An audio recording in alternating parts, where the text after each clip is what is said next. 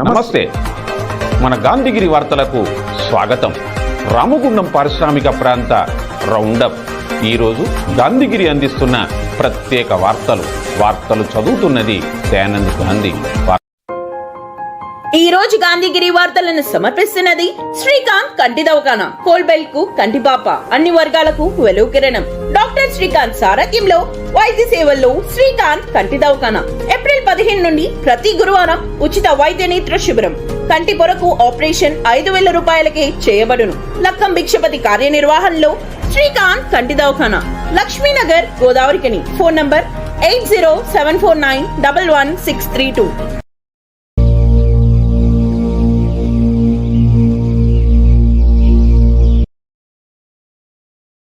Ramagundam police commissionerate పరిధిలో నిన్న జరిగిన జాతీయ మెగా లోక్ అదాలత్లో మొత్తం 8,120 కేసులకు పరిష్కారం చేయడం జరిగింది.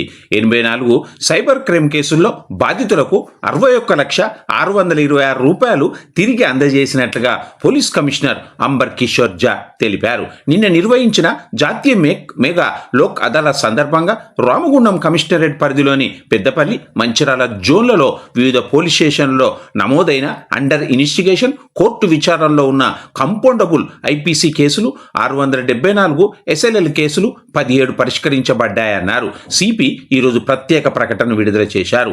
ఈ పెట్టి కేసులు 2,537 కేసులు పరిష్కరించబడ్డాయి. డ్రంక్ అండ్ డ్రైవ్ కేసులు 4,892 పరిష్కరించబడ్డాయి. మొత్తం 8,120 కేసులు పరిష్కరించినట్టుగా సిపి తెలిపారు. సైబర్ నేరాలకు సంబంధించి రామగుండం పోలీస్ కమిషనరేట్ పరిధిలో 75 కేసుల్లో బాధితులకు తిరిగి రిఫండ్ అయిన మొత్తం 33,10,325 రూపాయలు. మొత్తం 84 సైబర్ నేరాలకు సంబంధించి బాధితులకు తిరిగి రిఫండ్ అయిన మొత్తం 61,626,000 రూపాయలను అందజేశారు. ఈ సందర్భంగా సిపి అంబర్ కిషోర్ జా మాట్లాడుతూ లోక్ అదాలత్ ద్వారా పెట్టి కేసులు, traffic, excise, drunk and drive తదితర స్వల్ప చట్టపరమైన కేసులు వేగంగా పరిష్కరించబడగా పెండింగ్ కేసుల పరిష్కారంతో ప్రజలకు సమయం మరియు ఖర్చు ఆదా అవుతుందన్నారు. ప్రజలు స్వచ్ఛందంగా ముందుకు వచ్చి కేసుల పరిష్కారానికి సహకరించినట్లుగా చెప్పారు. పోలీస్ స్టేషన్ల సిబ్బంది సమన్వయంతో ఈ విజయవంతమైన ఫలితాలు సాధించామన్నారు. గత 15 రోజులుగా రామగుండం పోలీస్ కమిషనరేట్ అధికారులు, కోర్టు సిబ్బంది కేసుల్లో ఉన్న పక్షాలను స్వయంగా కలిసి రాజీ మార్గమే ఉత్తమ మార్గమని, లోక్ అదాలత్ ద్వారా సత్వర న్యాయం జరుగుతుందని అవగాహన కల్పించడంతో లక్ష్యానికి మించి కేసులు పరిష్కరించబడ్డాయన్నారు. రామగుండం పోలీస్ కమిషనరేట్ అధికారులను, సిబ్బందిని కమిషనర్ అంబర్ కిషోర్ జా ఈ సందర్భంగా అభినందించారు. త్వరలో సిబ్బందికి ప్రతిరోజు మానిటరింగ్ చేసిన అధికారులకు రివార్డులు అందజేస్తామని సిపి తెలిపారు. Jagadamba linen cotton store, Godavarikhani. గోదావరిఖనిలోనే మొట్టమొదటి అతిపెద్ద జెంట్స్ క్లాత్ షోరూమ్. రాబోయే పండుగలు, మ్యారేజ్ సీజన్ కోసం స్పెషల్ ఆఫర్స్. 999 రూపాయలకే 4 ప్యాంట్ క్లాతులు, 999 రూపాయలకే 4 షర్ట్ క్లాతులు, 999 రూపాయలకే 2 రేమాన్ ప్యాంట్ క్లాతులు, 999 రూపాయలకే 2 అరవింద్ ప్యాంట్ క్లాతులు, 599 రూపాయలకే మీటర్ 60 వైట్ లెనిన్ షర్టింగ్, 799 రూపాయలకే మీటర్ 70 వైట్ లెనిన్ షర్టింగ్, 899 రూపాయలకే మీటర్ 80 వైట్ లెనిన్ షర్టింగ్, 999 రూపాయలకే metre 100 white linen shirting. Jagadamba linen cotton store, Laxminagar, Godavarikhani. కార్మిక సంఘాల ఐక్యత. 4 లేబర్ కోడ్లను ఏప్రిల్ 1వ తారీఖున జరిగేటువంటి నల్ల బ్యాడ్జీల నిరసన కార్యక్రమాన్ని black day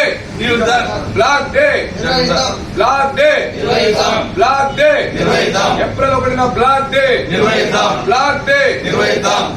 day Narendra Modi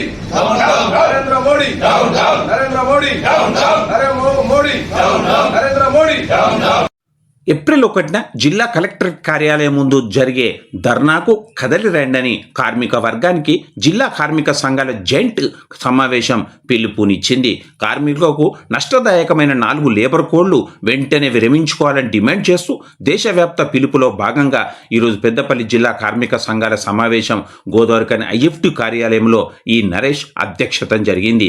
ఈ సమావేశానికి ఐఎన్టీసీ నాయకుడు భూమాల చందర్, ఏఐటీసీ నాయకుడు కడారి సునీల్ సునీల్, సిఐటి నాయకుడు ఏ ముత్యంరావు, టియుసిఐ నాయకుడు తోకల రమేష్, ఐఎఫ్టి నాయకుడు బి అశోక్లు ముఖ్య అతిథులుగా హాజరై మాట్లాడారు. ఈ సమావేశంలో జిల్లా కార్మిక సంఘాల ప్రతినిధులు అబ్దుల్ కరీం, శనిగరపు చంద్రశేఖర్, సిపెల్లి రవీందర్, ఈసంపల్లి రాజేందర్, ఈదునూరు రామకృష్ణ, ఐ రాజేశం, రాజేశ్వరరావు, ఎడ్ల రవి కుమార్, మట్ల సమ్మయ్య, చింతల శేఖర్ తదితరులు ఉన్నారు. భారత కార్మికోద్యమ పోరాటాలపై నరేంద్ర మోడీ ప్రభుత్వం పాశవిక నిర్బంధాన్ని కొనసాగించడానికి, కార్మికులను మళ్ళీ బానిసలుగా మార్చడానికి, పని గంటలు పెంచడానికి, పారిశ్రామికవేత్తలకు, పెట్టుబడిదారులకు ఎర్రతివాచి పరచడానికి, ఉత్పత్తి శక్తులుగా పనిచేస్తున్నటువంటి కార్మిక వర్గాన్ని నిర్వీర్యం చేయడానికి పోరాడి సాధించుకున్నటువంటి 8 గంటల పనిదినాన్ని ఏకపక్షంగా నిర్బంధంగా మరి పార్లమెంట్లో బిల్లు ప్రవేశపెట్టి ఏప్రిల్ 1వ తారీఖు నుంచి ఖచ్చితంగా అమలు చేస్తామనే ఒక నియంత్రణతో పోకడలతో నరేంద్ర మోడీ తీసుకున్నటువంటి నిర్ణయానికి వ్యతిరేకంగా ఈరోజు కార్మిక సంఘాల సమావేశం మొత్తం రాష్ట్ర వ్యాప్తంగా జరుగుతూ ఉన్నాయి. అదేవిధంగా పెద్దపల్లి జిల్లాలో కార్మిక సంఘాల సమావేశం గోదావరి ఐఎఫ్టి కార్యాలయంలో నిర్వహించడం జరిగింది. ఈ సందర్భంగా నరేంద్ర మోడీ సర్కార్కు కార్మిక సంఘాల తరఫున హెచ్చరిక జారీ చేస్తూ ఉన్నాం. ఖబర్దార్ బీజేపీ నరేంద్ర మోడీ గతంలో లాక్డౌన్ పీరియడ్లో లాక్డౌన్ పూచి చూపెట్టి కార్మికులను, వలస కార్మికులను భయభ్రాంతులకు గురి చేసి పోరాటాలు, ఆందోళనలు లేవు అనేటువంటి యొక్క సరైనటువంటి సమయం ఇదే అని చెప్పేసి అదునుగా భావించి ఆనాడు లేబర్ కోడ్లను, లేబర్ చట్టాలను మార్చడానికి నువ్వు ఆమోదం తీసుకొని ఈరోజు మళ్ళీ లాక్డౌన్ చేస్తాం, మళ్ళీ యుద్ధం జరుగుతూ ఉందని ఒక యుద్ధాన్ని పూచిగా చూపెట్టి భారత కార్మిక వర్గాన్ని అణిచివేయడానికి మళ్ళీ నువ్వు లాక్డౌన్ పేరుతోటి లాక్డౌన్ వస్తుంది అనేటువంటి పేరుతోటి భయాందోళనకు గురి చేస్తూనే ప్రజలను తప్పుదారి పట్టించి మళ్ళీ ఈ యొక్క 4 లేబర్ కోడ్లను నువ్వు అమలు చేయడానికి ఏప్రిల్ 1వ తారీఖున మరి తీసుకున్నటువంటి నిర్ణయాన్ని వెంటనే విరమించుకోవాలని చెప్పేసి కూడా డిమాండ్ చేస్తూ కార్మిక సంఘాల ఆధ్వర్యంలో తీసుకున్నటువంటి ఏప్రిల్ 1వ తారీఖున అన్ని జిల్లా కలెక్టర్ కార్యాలయాలు, అదేవిధంగా గోదావరి ఖని పారిశ్రామిక ప్రాంతం, ఎన్టీపీసీ, ఎఫ్సిఐ, సింగరేణి అన్ని విభాగాలు, డిపార్ట్మెంట్లలో కూడా నల్ల బ్యాడ్జీలు, నల్ల జెండాలతోటి ఇలా పెద్ద ఎత్తున పోరాటాలకు కార్మిక వర్గం రోడ్ల మీదకి వచ్చి ఈ యొక్క లేబర్ కోడ్లను రద్దు చేసేటువంటి విధంగా కూడా మరి ఆందోళన కార్యక్రమాలకు సిద్ధంగా ఉండాలని జిల్లా కార్మిక సంఘాల తరఫున, ఏఐటీసీ తరఫున కార్మిక వర్గానికి పిలుపునిస్తా ఉన్నాం.